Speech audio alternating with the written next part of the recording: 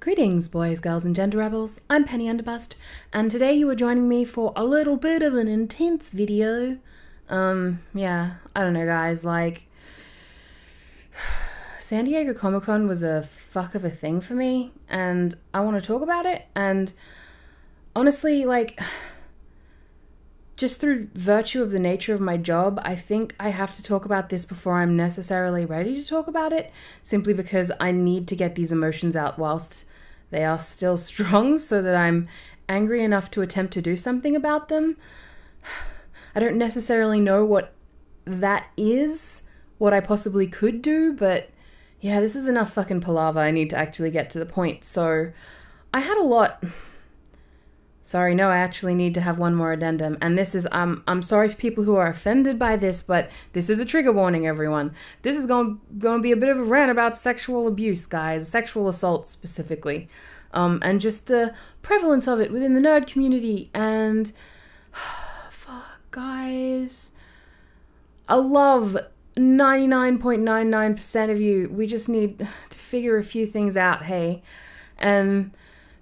fuck, yep, so that's what this is going to be about. Yeah!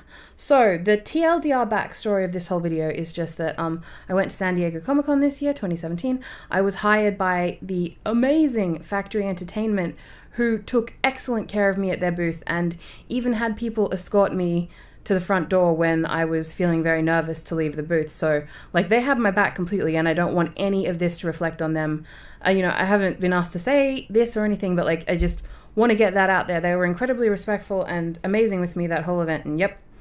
Fuck, there's so much before I get into this just because I don't even want to talk about this. And I'm sorry there's so much before I get into it, but it's just fucking hard, guys. Like, so I was hired to go to San Diego Comic-Con, and I was going to be in cosplay for 3 days. I was planning on wearing Killian from the podcast The Adventure Zone. I got this fucking, like, I wanted to experiment with body paint because I never really had before, and I tried a bunch of different things, and I was really proud of it, and it was really good. But then I got heat exhaustion on Friday just due to how much stuff I tried to pack into it. Then on Saturday I was too exhausted to come in, like I was too tired, so I didn't get to wear Harley Quinn on Saturday. And I'm actually kind of grateful now for that in hindsight, because I ended up wearing Harley Quinn on Sunday just because I hadn't worn her, like my complete Harley Quinn, to a convention yet, and I wanted to do that instead of rose quartz. And Cooper, my husband, dropped me off like as close to the front of the convention hall as it's possible to drive. And like, this is the only period of time I was by myself at any point. And like, everyone's gonna say, well, you shouldn't have been by yourself, but like, we'll get to that at the end. But I just want to... We'll get to that, okay? We'll play devil's advocate, but I just... the period of time that I was by myself in cosplay, and bear in mind that my Harley Quinn cosplay is a complete head-to-toe cover cosplay. I have no skin showing with that cosplay. I'm wearing a cake of white foundation, so even my face skin isn't showing. Gloves, toe to fucking tip. So he drops me off as physically close to the front of the convention hall as he possibly can. I have to cross a train track, one like road, and then up a stairs, and like there's guards that whole duration. It's not like a... It's shorter than it sounds. Like, if you hear train track, like, it's not. It's like a little domestic area. It's not far. You can very clearly see it. I'm not good at judging distances, and this is difficult, but... So from the distance from where Cooper dropped me off until the time when I reached my booth, it was like... I don't know how long it took. Not very long, though. Like, if it wasn't for the amount of people, it wouldn't have been more than, like, a 5-minute walk, maybe a 3-minute walk. I don't even know how many times I got, like, grabbed.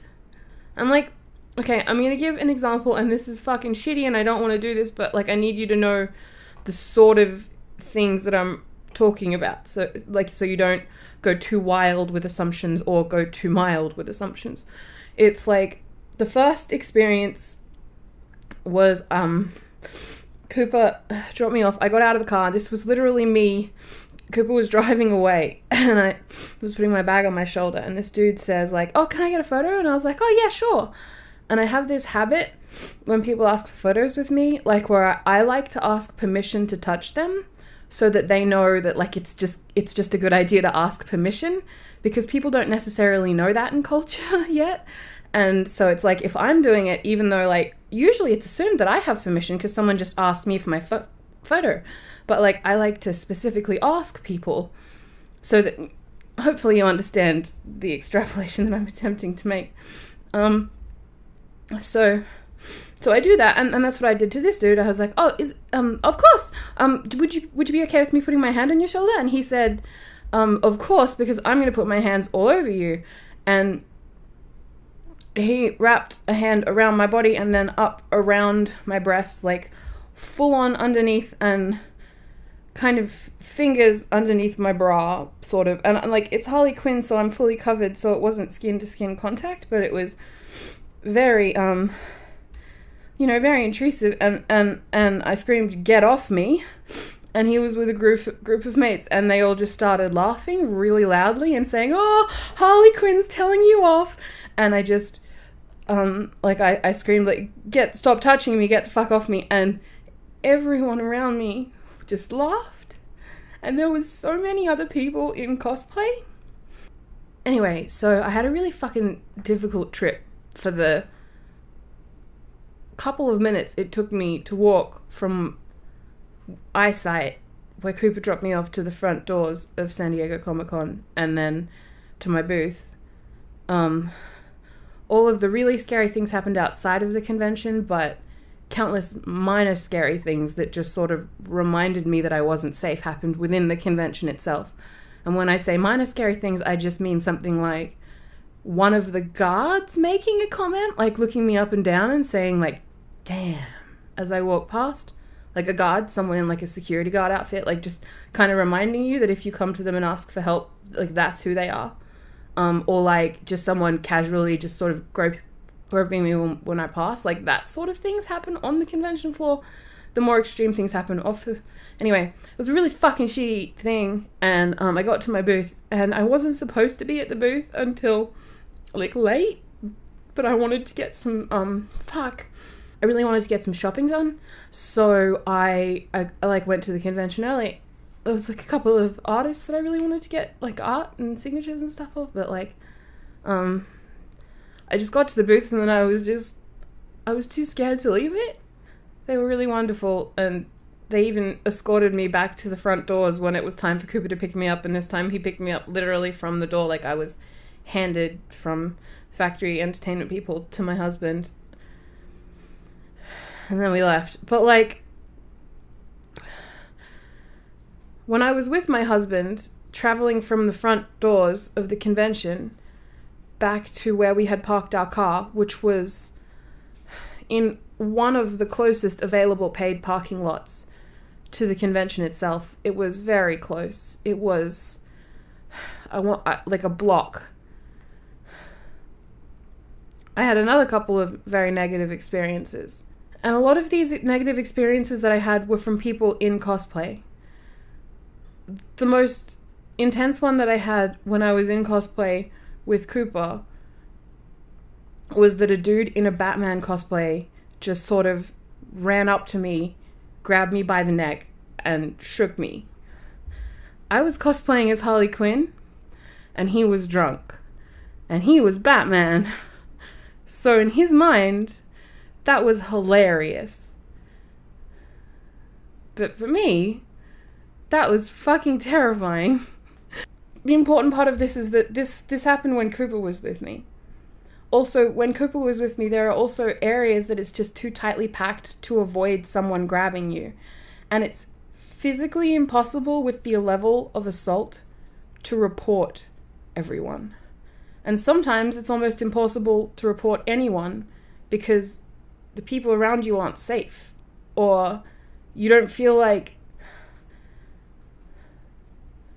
when you cry for help anyone cares, so it discourages you. But we need to fucking figure something out, guys, because this isn't okay. We need to fucking figure something out. Like, I talked to some friends. I didn't really want to get too into it because I don't want anyone else to have to share this level of intimacy on my request unless they really want to. So, I know this is a fucking dramatic, ridiculous thing to do, but if anyone has had intense experiences at conventions and they want to point out the actual sort of things that just casually happen, or even the bad experiences that are maybe one-offs or stuff like that, just to point out that things aren't fixed. Just because there's some banner that says cosplay is not consent doesn't mean anything's been changed. Like, we need this, and because I'm an extreme case, right? People look at me and they go, oh, she has fake boobs, so she literally deserves this. So we need people who don't look like me to make these videos, so that the people who don't care about people who look like me care about the problem. Yeah, I'd like it if people, yeah, I didn't want to ask people before I made this, but now that I have, I would like it if people did. Fuck, I don't know that I can upload this based on how sad I am, but it's just that my face keeps leaking because this is intense, but I need to get this video done because I need to move the fuck on with my life. Yeah, I want to try and make this sort of information a little bit more known so that more people understand it. Okay. The other way that I think we can help, and this isn't, I don't want anyone to feel bad about anything that they've done in the past. If you're grabbing girls, please feel bad about it. But when someone calls for help in that situation, never assume it's a joke. Like, even if it's a Harley Quinn and a Batman, even if you think that they came there together, because so often at cosplays, someone will ask for a photo with me because we're both in the same costume, but I've never met that person before. And then someone else will see us taking photos and then they'll run up and they'll be like, can I get a photo of you guys? Because they think we've come together. And it's like, so if you assume that someone's just come with someone and that they're doing some form of stage performance or something, like, if it's literally on a stage and there's a Batman doing play fighting with a Harley, you can pretty much assume that it's safe. But if it's just two people standing there and there's a photo and the Batman is like choking the Harley and she's saying, please stop, don't assume that's just funny. Please step in. And even if it is a joke, even if both of them are joking, tell them that it's not okay to joke about that, because it's the crying wolf thing that stops people from responding when someone's actually in trouble. Like, you can make other jokes. There's so many other jokes you can make. Just make one of those. Please don't make the joke of you being strangled and so you need fucking help. Or, like, just please don't. There's just do a different one. Like, fuck. Oh, God, I'm out of focus. With my mind and my video. So that's kind of those are the only things I've really been able to come away from this with. Like, we need to learn to respond better when people ask for help and not just say we're going to help and not. And listen to people when they tell you they're being hurt, and please, if you've also been hurt, please talk up so we can make this a little bit more known.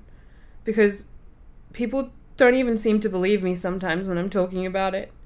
And it's really hard overcoming that nonsense victim stuff where you say that it's all your fault because you were dressed a certain way or you were by yourself. Let's play devil's advocate for a minute and say that I was by myself 100% of the time, or that I'm always by myself when I'm harassed. Which is 100% incorrect. I am harassed at every convention that I've been to, and I'm always with someone apart from very, very short periods of time. Let's say, though, that I'm completely by myself somewhere. And let's say that's a problem, because I'm somehow a celebrity or whatever. Most of the people who do these things to me don't know who I am. Most of my fans are very respectful of me, because they aren't shocked by me. They get me. My fans understand my appearance. It's people on the outside Even if I completely flank myself by 1,000 people and never ever stop for a photo with a fan, even though that goes over so well in the cosplay community when you ever reject anyone. I'm sure you've seen the blog posts saying how terrible fucking Yaya Han and Jessica Negri are because they refused a photograph with a horrible fan even though you have no idea what they just went through when they said no. Like, I'm sure that would go over great. But even if I did do that, even if I flanked myself and never came out of my tiny box, all that is doing is condemning some other poor lonely person by themselves at that convention to be tormented by the person who would have tormented me. Because they're still there and they're still doing it. And you can say it's just because I look like this, but it's not. It's not. I'm not that extreme, guys. I'm not that big of a deal. Just because my breasts happen to be fake doesn't mean there aren't so many people who have my size chest naturally. I'm not that rare. It's just that I'm so fucking tenacious and angry and loud that makes me rare.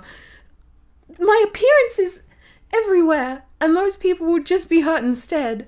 Or any of the other number of people who random assholes want to hurt. Like, we can't address it that way. We need to address it by just learning how to step up and learning how to listen to each other and believe each other and support each other. That's the only possible solution. And that's a penny for your fucking thoughts. Let's sort this one out, eh? That's as much as I can do, I think, on this video. I just... The people who get me and the people who support me and who... I love you guys, because you aren't this. You aren't this problem. You're the good ones. There needs to be more of us. We need to learn how to spread this. From the bottom of my little black heart. Thank you so much for joining me, everybody, and I'll see you next time. Goodbye.